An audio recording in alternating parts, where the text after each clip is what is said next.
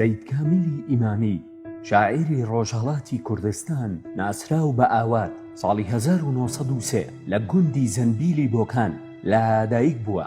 ئەم شاعیرە کوڕی سەید عەبدولحەکیم کوڕی سەید عەبدولکەریمی زەنبیلە کە لە ڕێبەرانی تەریقەتی نەقشبەندی و قادرین. سەید کامیلی ئیمامی لە نێو خوێندەوار و فەقێدا پەروەردە بووە. ماوەیەک لای مامی واتە حاجی بابەشێخ وەزیری کۆماری کوردستان لە مەهاباد خوێندوویەتی. لەو کاتەدا لە بواری سیاسی و ڕامیاری چالاکی هەبووە.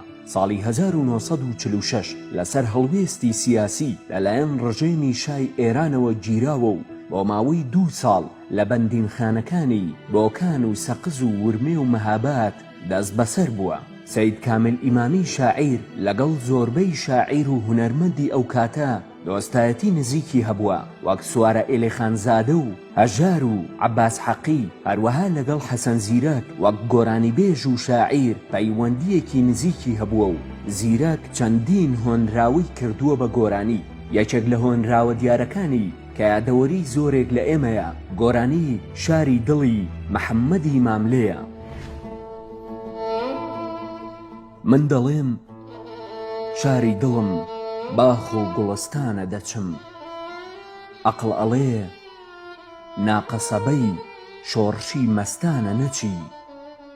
من دەڵێم نوختەی ئەو ڕەزەی ڕێزوانە دەچم، ئەو دەڵێ ناڕەشە جێراوگەی شەیتانە نەچی.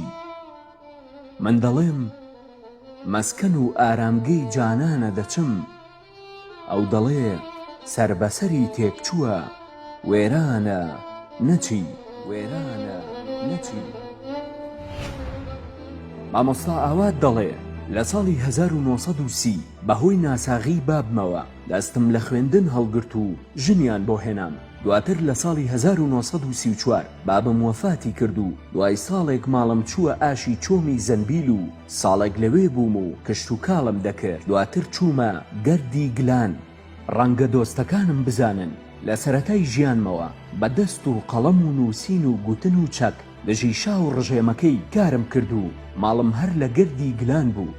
هەژاری شاعیر سەبارەت بە کامیلی ئیمامی دەڵێت شعر و هەڵبەستی کامیل نیازیان بەوە نییە من و سەد منی و نیو منی وەک من بڵێن باشە، نەخێر عەتر خۆی دەرەخاو پێی ناوێ عەتار بە تەڵاق و سوێن خواردنەوە ڕەش بێتەوە کە عەتری چاکە. بە بیرڕای من هیچ بوێژێکی کورد وەک کا کامیل ناتوانێ بەهاری کوردەواری وێنە بگرێ. سەیریش نییە ئەو پیاوە هەموو تەمەنی لە لادێ و لە کوێستانی کوردستان ژیاوە و زەینی زۆر ڕوونە و هەرچی دەبینێ دەتوانێت لە مێشکیدا بێ کەم و کەسری ئەنباری بکاو بە ئامان و زامان نیشانمانی بداتەوە. سەید کامیل خاوەنی 261 هۆنراوی نووسرا و وەرجێڕاوە. ئەشێکی پێشکەشی ماملێ و حەسەن زیرەک کردووە تا بکرێتە گۆرانی. سەید کامیل هەرچەندە هۆنراوەکانی وەک دڵداری دەردەکەون، بەڵام ئەو پەیامە سیاسیەکانی لە ڕێگەی هۆنراوەی ڕۆمانسیەوە دەربڕیوە. بۆ نمونە هۆنراوەی خاسەکە و مەبەزلەیکەوی ڕەسەنە وەک ئاماژەیەک بە شۆڕژگێڕی کورد کە لەلایەن تورک و فارسەوە نیشانەی لێ گیراوەتەوە لە کاتێکدا ئەوان ژیانێکی ئاشتیانە دەژین. سەید کامیل لە ڕۆژی 27 حوتی 1989 کۆچی دوایی کردووە و دیوانێکی شەعری لە پاش بەجێ ماوە.